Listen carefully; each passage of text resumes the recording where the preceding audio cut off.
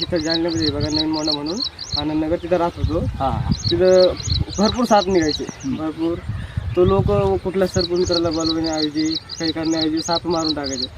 तर आम्हाला कुठेतरी वाईट वाटायचं की नाही चांगलं नाही कुठेतरी वाटलं. मग तसंच माझे मित्र आहेत रामेश्वर शाह त्या अगोदरपासून सर्पमित्र आहेत. त्यांना म्हटलं की आमच्या एरियात असं घडतंय. ते म्हटले की मग तू रेस्क्यू करणं सुरू कर. मग त्यांच्याकडनं थोडीफार ट्रेनिंग घेऊन मी रेस्क्यू करणं सुरू केलं. तर मग आपलं काही याची भीती वाटत नाही का? भीती तर सगळ्याची वाटते सर, पण त्यांचा जीव वाचवायचा ना आम्हाला. खूप मोठं पुण्याचं काम आपल्या हातून घडत आहे. कारण की आम्ही जर गेलो नाही तिथं स्पॉटवरती लोक त्यांची हत्याच होती. कारण की त्यांचा जीव वाचवण्यासाठी ते स्वतः